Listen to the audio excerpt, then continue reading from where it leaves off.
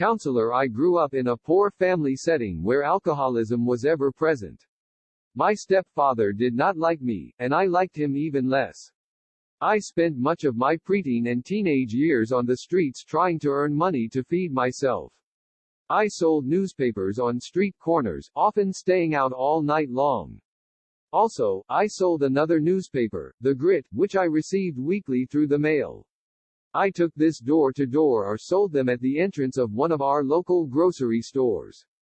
I sometimes ordered greeting cards and garden seeds from the ads in comic books and sold them alongside my newspapers. Also, I carried a shoeshine box everywhere I went trying to earn an extra 2 bits. During warm months I pushed a lawnmower across town in search of lawns to mow. After I turned 16 years old, I bought my first car, a 1963 AMC Rambler, for which I paid $100. I got myself a morning paper route. I had to be up by 2:00 a.m. every morning.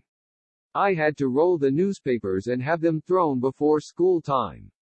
I was 16 when I smoked my first joint. It was the beginning of drug use that would plague me for many years to come. 4 days after my 17th birthday, I enlisted in the U.S. Navy. My first hitch in the service was for 3 years. I re-enlisted for another 4 years and got married to a girl from my high school. We birthed 2 children together before I re-enlisted once more for another 4 years and transferred to a ship home ported in Pearl Harbor, Hawaii. We then had another child born. After I was in the service for 10 years, I applied for a program to become a jet fighter pilot. It would require me to attend Officer Candidate School, OCS. Upon completion of that, I would be given a commission as an ensign. After receiving my commission, I would then go to flight school to train as a pilot. It took a few months before the news came back that I was accepted. However, by that time, I had realized I would not be able to continue smoking pot and fly supersonic jets. I chose pot. At the end of my third hitch, I got out of the Navy. I had served a total of 11 years. I returned with my family to my hometown in Arkansas. It took a few months before I was able to find employment. After getting a job, I enrolled in a technical college to work toward a degree in electronics. I was working 12-hour shifts at my job and attending school full-time. My work shifts rotated every 6 weeks, and I would also have to change my school schedule to coincide with my work schedule. I was only getting to spend about 5 hours per day at home. On my way to work one night, I fell asleep behind the wheel and drove off a bridge. I landed on the roadway below. My car was totaled, but I had survived with only a cut when I broke the steering wheel with my chin.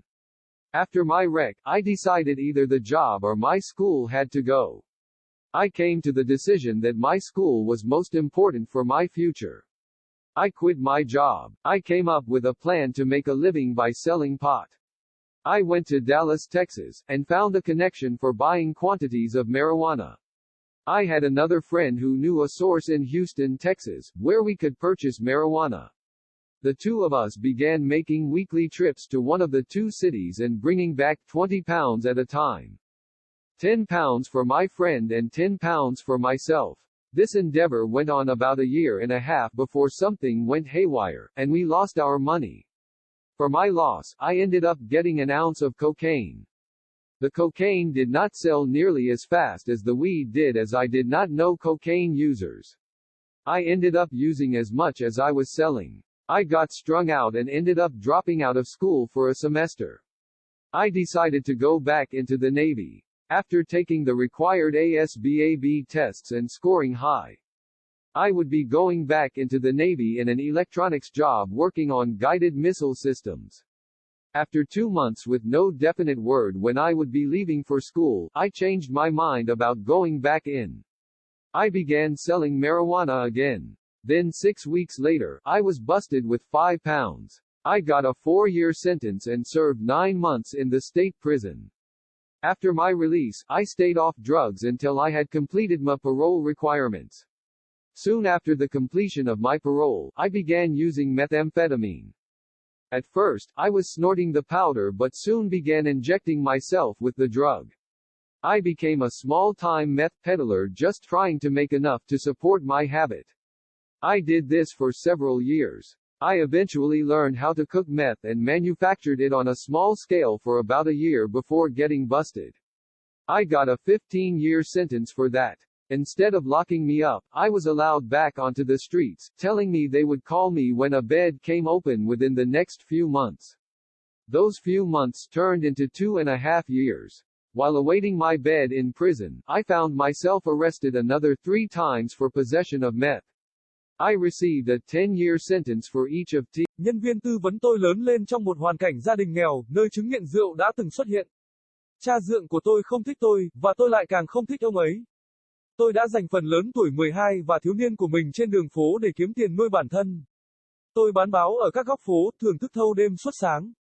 Ngoài ra, tôi đã bán một tờ báo khác, The Grid, mà tôi nhận được hàng tuần qua thư. Tôi đã mang cái này đến cửa nhà hoặc bán chúng ở lối vào của một trong những cửa hàng tạp hóa địa phương của chúng tôi. Đôi khi tôi đặt mua thiệp chúc mừng và hạt giống làm vườn từ các quảng cáo trong truyện tranh và bán chúng cùng với các tờ báo của tôi. Ngoài ra, tôi mang theo một hộp đánh giày đi khắp mọi nơi để cố gắng kiếm thêm 2 bit. Trong những tháng ấm áp, tôi đẩy một chiếc máy cắt cỏ khắp thị trấn để tìm bãi cỏ để cắt. Sau khi tôi tròn 16 tuổi, tôi mua chiếc ô tô đầu tiên của mình, chiếc AMC Rambler năm 1963, mà tôi đã trả $100. Tôi đã có cho mình một lộ trình giấy buổi sáng. Tôi phải thức dậy trước 2 giờ sáng mỗi sáng. Tôi phải cuộn những tờ báo và ném chúng trước giờ học. Tôi 16 tuổi khi tôi hút thuốc đầu tiên của mình. Đó là sự khởi đầu của việc sử dụng ma túy sẽ khiến tôi đau đớn trong nhiều năm tới. 4 ngày sau sinh nhật lần thứ 17, tôi nhập ngũ vào Hải quân Hoa Kỳ. Lần đầu tiên tôi tham gia công tác là trong 3 năm. Tôi tái nhập danh sách thêm 4 năm nữa và kết hôn với một cô gái cùng trường trung học của tôi.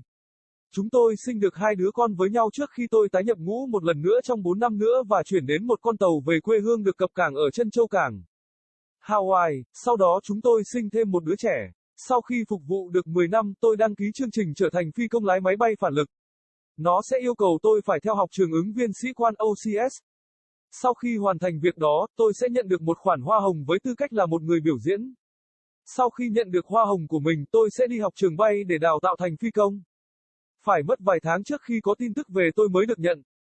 Tuy nhiên, vào thời điểm đó, tôi đã nhận ra rằng mình sẽ không thể tiếp tục hút bình và bay máy bay phản lực siêu thanh. Tôi đã chọn nổi. Vào cuối chuyến đi thứ 3, tôi rời khỏi hải quân.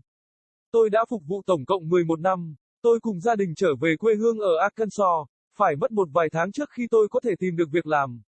Sau khi kiếm được việc làm, tôi đăng ký vào một trường cao đẳng kỹ thuật để lấy bằng điện tử. Tôi đã làm việc theo ca 12 giờ tại công việc của mình và đi học toàn thời gian. Ca làm việc của tôi luân phiên 6 tuần một lần, và tôi cũng sẽ phải thay đổi lịch học của mình để trùng với lịch làm việc của mình. Tôi chỉ được dành khoảng 5 giờ mỗi ngày ở nhà. Trên đường đi làm vào một đêm, tôi ngủ quên sau tay lái và lái xe khỏi một cây cầu. Tôi đáp xuống lòng đường bên dưới. Chiếc xe của tôi đã bị hỏng, nhưng tôi chỉ sống sót sau một vết cắt khi bẻ tay lái bằng cằm. Sau khi bị đắm, tôi quyết định công việc hoặc trường học của mình phải đi. Tôi đã đi đến quyết định rằng trường học của tôi là quan trọng nhất cho tương lai của tôi. Tôi bỏ việc, tôi nghĩ ra một kế hoạch kiếm sống bằng nghề bán nồi. Tôi đã đến Dallas, Texas và tìm thấy một mối liên hệ để mua số lượng cần sa. Tôi có một người bạn khác biết một nguồn ở Houston, Texas nơi chúng tôi có thể mua cần sa. Hai chúng tôi bắt đầu thực hiện các chuyến đi hàng tuần đến một trong 2 thành phố và mang về mỗi lần 20 bảng Anh. 10 bảng cho bạn tôi và 10 bảng cho bản thân. Nỗ lực này đã diễn ra khoảng 1 năm rưỡi trước khi mọi thứ trở nên tồi tệ, và chúng tôi mất tiền. Vì sự mất mát của mình, tôi đã nhận được một ounce cocaine. Cocaine không bán nhanh như cỏ dại vì tôi không biết những người sử dụng cocaine. Cuối cùng tôi đã sử dụng nhiều như tôi đã bán. Tôi đã bị giằng co và cuối cùng bỏ học trong một học kỳ. Tôi quyết định quay trở lại hải quân. Sau khi thực hiện các bài kiểm tra ASVAB bắt buộc và đạt điểm cao, tôi sẽ trở lại hải quân với công việc điện tử làm việc trên các hệ thống tên lửa dẫn đường. Sau 2 tháng mà không có từ nào chắc chắn khi nào tôi sẽ rời trường học, tôi đã thay đổi quyết định quay trở lại. Tôi bắt đầu bán cần sa một lần nữa. Sau đó 6 tuần, tôi bị giảm 5 pound. Tôi nhận bản án 4 năm và thụ án 9 tháng trong nhà tù tiểu bang. Sau khi mãn hạn tù, tôi không sử dụng ma túy cho đến khi hoàn thành các yêu cầu tạm tha. Ngay sau khi mãn hạn tù, tôi bắt đầu sử dụng methamphetamine. Lúc đầu tôi hít bột nhưng sau đó bắt đầu tự tiêm thuốc cho mình. Tôi đã trở thành một người bán rong thời gian nhỏ chỉ cố gắng kiếm đủ tiền để nuôi thói quen của mình. Tôi đã làm điều này trong vài năm. Cuối cùng, tôi đã học được cách nấu meth và sản xuất nó ở quy mô nhỏ trong khoảng 1 năm trước khi bị phá sản. Tôi nhận bản án 15 năm tù cho điều đó. Thay vì nhốt tôi được phép trở lại đường phố, nói với tôi rằng họ sẽ gọi cho tôi khi một chiếc giường mở cửa trong vòng vài tháng tới. Vài tháng đó đã biến thành 2 năm rưỡi. Trong khi chờ ngủ trong tù, tôi thấy mình bị bắt 3 lần nữa vì tội tàng trữ ma túy đá. Tôi đã nhận một bản án 10 năm.